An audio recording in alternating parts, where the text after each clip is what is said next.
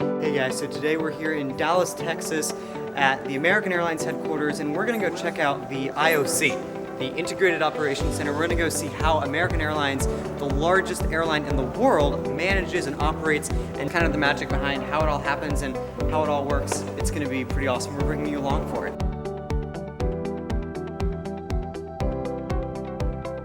So at the IOC, we're the central nerve system for the entire worldwide operation of American Airlines.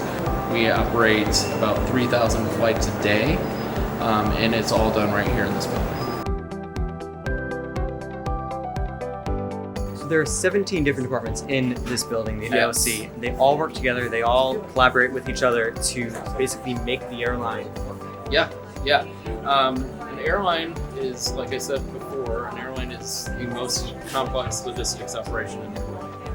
It's not an automated system. It's not a computer processor where you just punch in a number and it does it. It's a people-run process. You don't have the people. You don't have the airline running.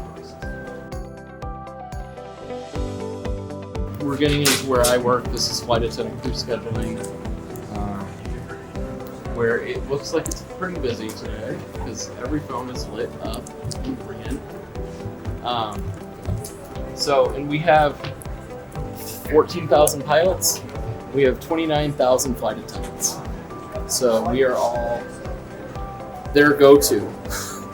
Green light if the phone is ringing, blue light is on the phone. Peak season, peak summer travel, we're probably doing around 4,000 to 4,500 flights a day. Okay, wow. So you guys have so much going on, so many different things happening at any given point in time in this building. Absolutely. It's crazy. It's a very It's amazing. hectic, controlled chaos kind of Controlled situation. chaos, yeah. Organized chaos, yeah. All right, so here now we're getting into dispatch. This is all dispatch back here. These are all domestic dispatchers, so they're doing the 48 contiguous in Alaska. We also have over here we have air traffic control liaison, so they're the ones that are kind of the middleman between us and the FAA. So if there's any, say like a 9/11 instance, they're the ones helping direct the traffic.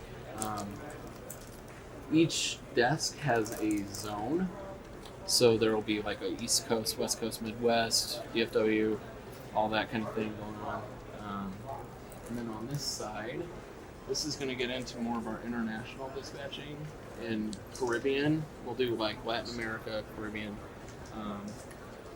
So they were working a lot of more ETOPS flights, and all those international flights will have more regulations and stipulations than a normal domestic flight, especially with like weight and balance issues, because we have a huge presence in Latin America where there are short runways, so weight and balance issues, weight restrictions, all that kind of stuff. So we've actually got a lot going on over here. So we've got our maintenance planners, so they'll plan by aircraft.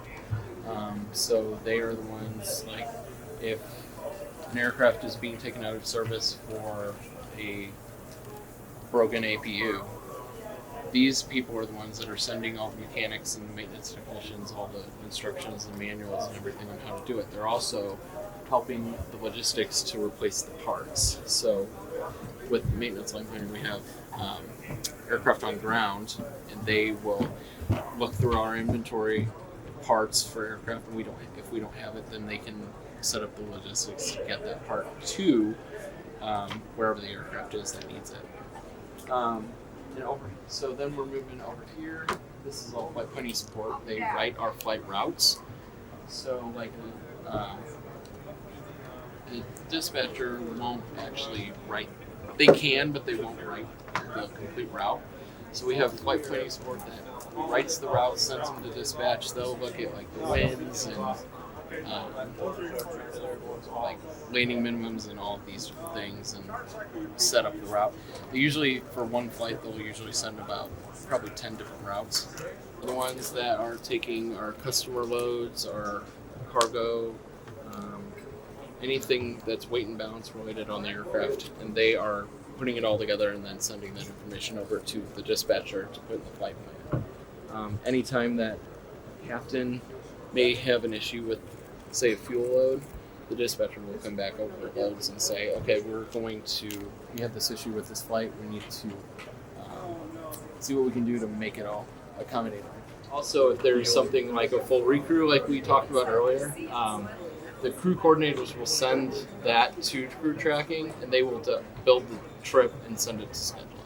6 months ago, we had planes get off a runway, and there were no injuries, nothing important happened, but just to see every department in this building come to life and just do their job and make sure that it was done efficiently and correctly, it's just amazing to see. And there's so many dedicated people here, which you would want in an airline operations center, because you want dedicated people running your 4,000 flights a day. If it's one of the many things that we actually see, we'll reply. Usually if it's something that can't be just fixed right away, we'll have them message us privately and we'll handle their situation from there. Cool. You guys must get a lot of people who make some crazy complaints and some crazy stuff. Every time we announce anything, anytime we post a picture, anytime we announce anything, there's always going to be the naysayers, but there's also the people that are really excited and they're really happy with what we're doing. I don't think last week when we announced our new routes for next year, I don't think there was one negative comment, because everybody was so excited that we're re-entering Tel Aviv and we're going to Krakow. Oh, and absolutely. Going to Casablanca for the first time. So for sure. But it's from an employee standpoint, most people that don't work in the industry don't understand how an airline operates. So, and I get it, because even when I'm out traveling on my benefits and something happens, it can get really frustrating. So I get where these people's angst is coming from. And I want so badly to just be like, well, this is why, and this is what affected it. But you can't. You just have to let it roll off your back. The social media team is trained on how to deal with it. They do a fantastic job. It's the stab, horizontal stab of, I think, a Super 80.